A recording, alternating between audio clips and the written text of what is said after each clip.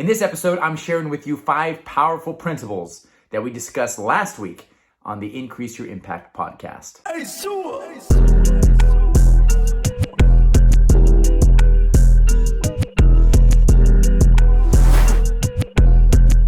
Hey everyone, welcome back to the Increase Your Impact YouTube channel. I'm Justin Sua, and I'm going to take a little bit of a different approach this week. We're going to go back to the Increase Your Impact podcast. For those of you who are not familiar with that, it's a daily podcast, a weekday podcast I put out every single day. The episodes are 2 to 4 minutes long, so it's not long. I was told that it's the podcast for people who hate listening to podcasts. And in this YouTube video, we're going to go over some of the concepts we discussed. For those of you who want to learn more about these videos and you want to be updated on these videos, please hit the bell, also hit the like and the subscribe button so you can join us every single week on Tuesday. The first principle we discussed last week is the truth will set you free, but first it will make you mad. We talked about the power of truth, the importance of seeking truth, but how sometimes as we approach truth, it'll frustrate us. It'll make us mad. People will give us brutally honest feedback that at first it's a hit to our ego. It's very difficult to receive. However, the reason it's so difficult at first is because deep down, we might not believe we can change. Deep down, we might attach that feedback we're getting to our identity, and we don't believe we can change. But if you pause and you take a look in the mirror, you'll end up realizing that truth that you were given, that truth, that feedback that someone gave you is exactly what you needed to take yourself to the next level. And so if someone gives you feedback or you come to this realization that you need to improve, be aware that at first it might make you mad.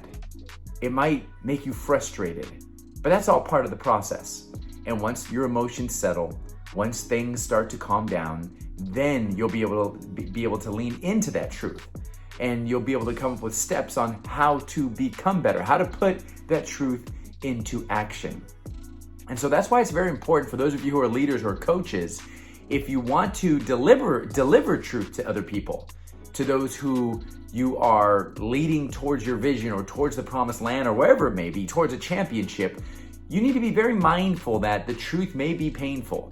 It may be hurtful at times. And so you want to be very delicate with the way and tactical and strategic with the way you deliver that message. One of my favorite examples with this is a story of a CEO, and he brought in a cake into a meeting, and he asked everybody who wants a piece of cake. Hands went up. He pulled out a nice knife. He cut it cleanly, put it on a glass dish with a cloth napkin, and hand delivered it to somebody sitting in the front row. And then he asked who else would like a piece. Hands went up.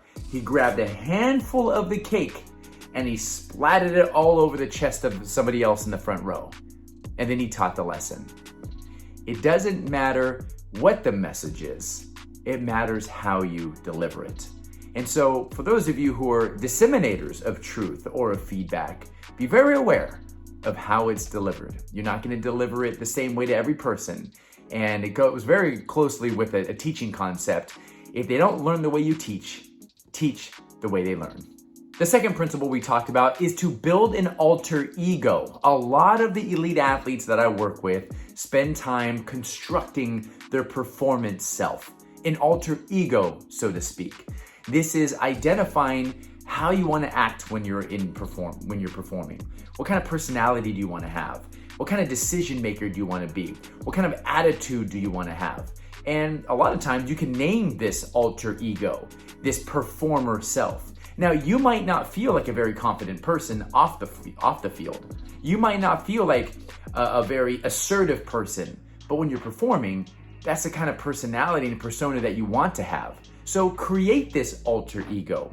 Create this person who, when you put your uniform on, you're gonna be a certain way, but then once you take your uniform off, you're gonna go back to normal, back to your normal self. Now, I'm not saying that this strategy works for everybody. I'm not recommending it for everybody. And I'm also going to say that it's not just for sport. Maybe for those of you who work or when you go to school, there's a certain mindset you want to have, a certain approach you want to take. That's all it really is. It's identifying the approach that you want to have as you tackle a certain performance.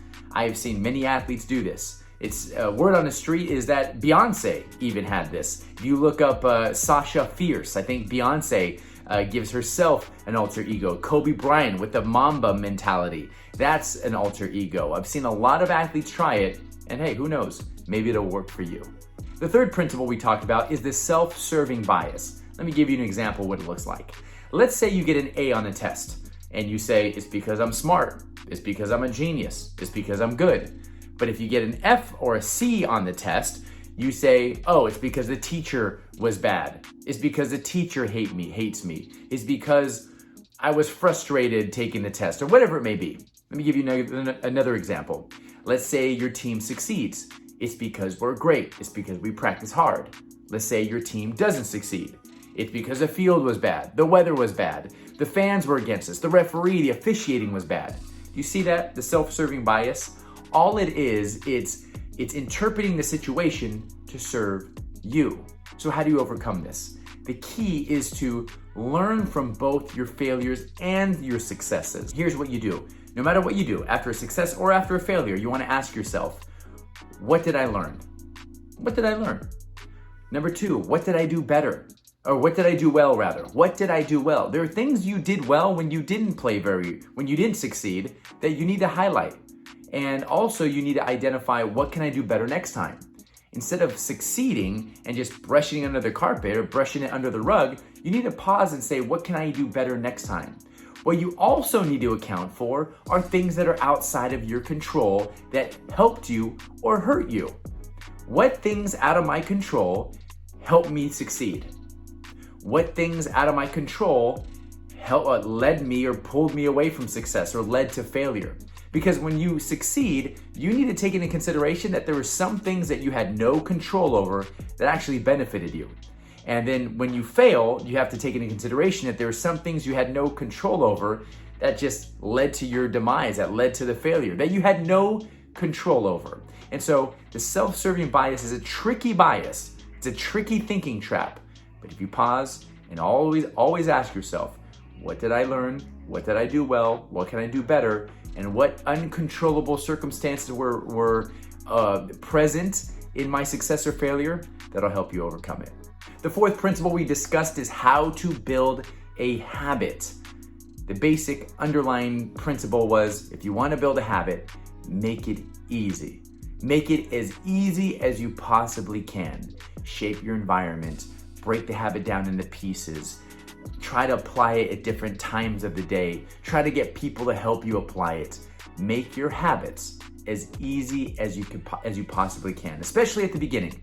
You want to create momentum. Some of you watching this, you're making it way too complicated. Stop. It doesn't have to be complicated. Break it down, make it easy, make it consistent so that you can build on that. And last but not least, on Friday, we talked about the difference between looking good and getting better. We live in a world a lot of times where people want to take selfies and take pictures of themselves working out. We want to look good as we grow. But the truth is, on the path to mastery, on the path to progress, it's ugly, it's messy, it's sloppy. You're going to mess up a lot. Do not worry about looking good.